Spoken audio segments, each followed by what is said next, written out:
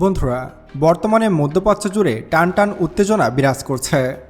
মার্কিন যুক্তরাষ্ট্র এবং ইরানের মধ্যে যুদ্ধের উত্তেজনা একদম যুদ্ধের দ্বারপ্রান্তে পৌঁছে গিয়েছে।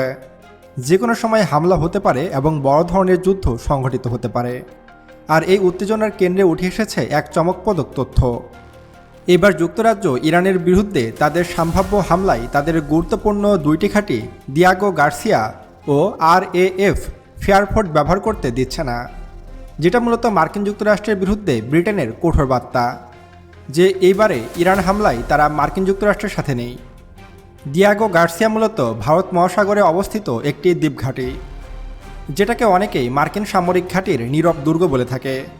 তবে এইবার এই বিশাল সামরিক ঘাঁটিটি ব্রিটেন মার্কিন বাহিনীকে ইরানে হামলার জন্য ব্যবহার করতে দিচ্ছে না। এর কারণ কি? ব্রিটেন কেন মার্কিন যুক্তরাষ্ট্রকে তাদের ঘাঁটি ব্যবহার করতে দিচ্ছে না? ব্রিটেনের কেন গলা শুকিয়ে যাচ্ছে? কেন তারা ইরানকে ভয় পাচ্ছে? ইরানের কি এমন গোপন অস্ত্র রয়েছে যেটার ভয়ে ব্রিটেনের মতো দেশ আমেরিকাকে তাদের ঘাঁটি ব্যবহার করতে দিচ্ছে না? সে সম্পর্কে বিস্তারিত আলোচনা করা হবে সায়েন্স বিডির আজকের ভিডিওটিতে। সেই সাথে এইবার ইরানের উদ্দেশ্যে 143টি যুদ্ধজাহাজ প্রেরণ করল চীন ও রাশিয়া। চীন রাশিয়ার এই সিদ্ধান্তে চরম চটেছে মার্কিন প্রেসিডেন্ট ডোনাল্ড ট্রাম্প। মার্কিন প্রেসিডেন্ট এবার কঠোর হুঁশিয়ারি দিয়েছে।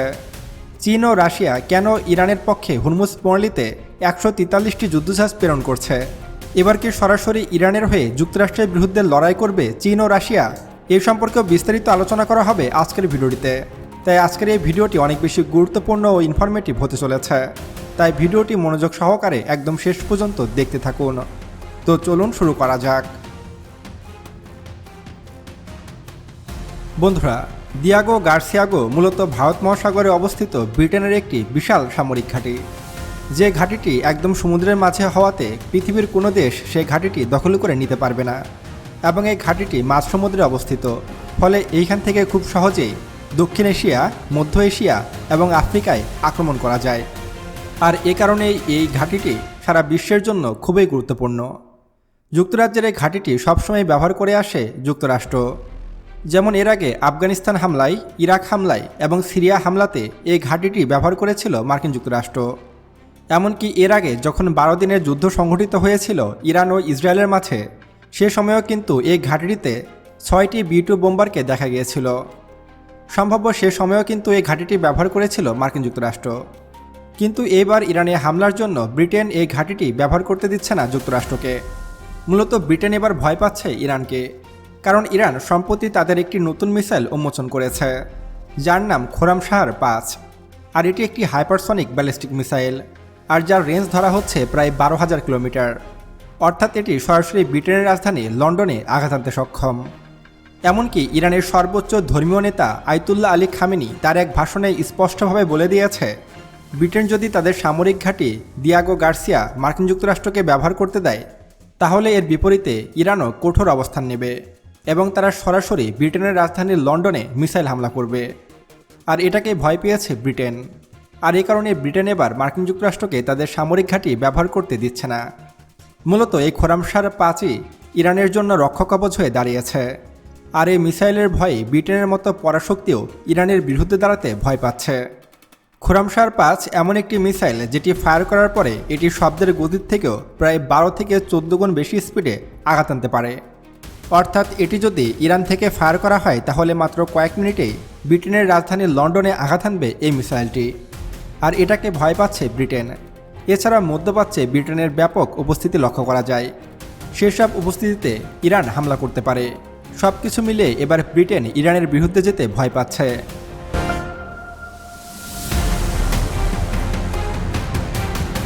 এছাড়াও এবার ইরান একা নয়, ইরানের পক্ষ নিয়ে মাঠে নেমেছে চীন ও রাশিয়া। চীন রাশিয়া এক হয়ে এবার ইরানের উদ্দেশ্যে 143টি যুদ্ধজাহাজ প্রেরণ করেছে। আর এই জাহাজগুলো খুবই শক্তিশালী যুদ্ধজাহাজ। আর 143টি যুদ্ধজাহাজ অনেক দেশের বড় নৌবাহিনীতেও থাকে না। কিন্তু চীন ও রাশিয়া এবার ইরানকে সহায়তা করছে। ইরান সাফ জানিয়েছে তারা যুদ্ধের জন্য পুরোপুরি প্রস্তুত রয়েছে। আর চীন ও রাশিয়া তাদের পাশে যেভাবে এগিয়ে এসেছে, যেন মনে হচ্ছে তারা আপন দুই ভাই। হয়তো আগামী 2-1 দিনের মধ্যেই হুরমুজ প্রণালীতে গিয়ে পৌঁছাবে এইসব যুদ্ধজাহাজ। আর এই যুদ্ধজাহাজগুলো ইরানের যুদ্ধজাহাজের সাথে যুক্ত হয়ে সামরিক নৌমহড়া চালাবে হুরমুজ প্রণালীতে এবং তাদের দাপট দেখাবে সাগরে। আর যেহেতু এবার ইরান, চীন, রাশিয়া এক হয়েছে, সেহেতু এবার ইরানে আক্রমণ করতে ভয় পাচ্ছে মার্কিন প্রেসিডেন্ট ডোনাল্ড ট্রাম্প। তার ভয় যদি এবার ইরানে হামলা করে তাহলে ইরানের শক্ত প্রতিবাদ জানাবে এবং সরাসরি মধ্যপ্রাচ্যে যতগুলো মার্কিন সেনাঘাঁটি রয়েছে সব কিছুতে হামলা করবে ইরান।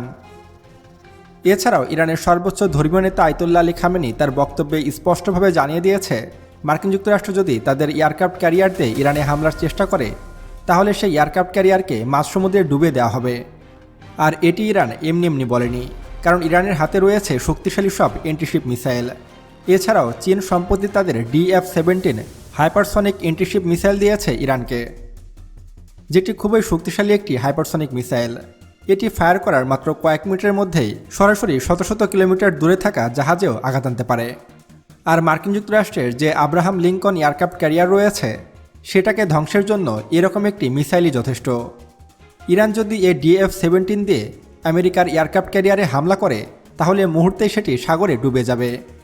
সেই সাথে বিলিয়ন বিলিয়ন ডলারের সমরাস্ত্র পানির নিচে ডুবে যাবে মার্কিন যুক্তরাষ্ট্রের। আবার সেই সাথে চীন ও রাশিয়ার শত শত যুদ্ধজাহাজ যুক্ত হচ্ছে ইরানের নৌবাহিনীতে। সব কিছু মিলিয়ে বলা যায় যে বর্তমানে মধ্যপ্রাচ্যে ইরান শক্তিশালী একটি অবস্থান তৈরি করেছে, যেটাকে ভেদ করার ক্ষমতা মার্কিন যুক্তরাষ্ট্রের নেই। আর যদি মার্কিন যুক্তরাষ্ট্রের এত বেশি ক্ষমতাই থাকতো তাহলে এতদিনে ভেনেজুয়েলার মতো ইরানের সর্বোচ্চ ধর্মীয় নেতাকে গ্রেপ্তার করে নিয়ে যেত মার্কিন যুক্তরাষ্ট্র।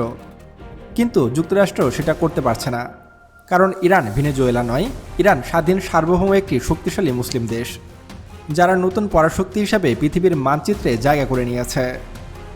ইরান কোনো দুর্বল দেশ নয়, ইরান একটি মুসলিম কান্ট্রি এবং তাদের সাহস অনেক, এবং তারা যে কোনো সময় যুদ্ধের জন্য প্রস্তুত রয়েছে। আবার মধ্যপ্রাচ্যে এই উত্তেজনার মধ্যে চীন একটি ঐতিহাসিক সিদ্ধান্ত হাতে নিয়েছে। চীন এবার তাদের নৌবাহিনীতে ব্যাপক হারে সাবমেরিন বৃদ্ধি করতে শুরু করেছে, কারণ আধুনিক যুদ্ধে সাবমেরিন অনেক বেশি গুরুত্বপূর্ণ। এমনকি শক্তিশালী এয়ারক্রাফট ক্যারিয়ারের চেয়েও বর্তমান যুগের যুদ্ধে সাবমেরিন বেশি গুরুত্বপূর্ণ, কারণ খোলা আকাশের নিচে বিশাল বড় একটি এয়ারক্রাফট ক্যারিয়ার একটি খোলা টার্গেট। একটি এয়ারক্রাফট ক্যারিয়ারে যদি শক্তিশালী কয়েকটি মিসাইল দ্বারা হামলা করা যায় তাহলে সেটি মুহূর্তেই সাগরের নিচে ডুবে যাবে। কিন্তু সেই ক্ষেত্রে সাবমেরিন ব্যতিক্রম। সাবমেরিন দীর্ঘদিন পানির নিচে ডুবে থেকে হামলা করতে পারে।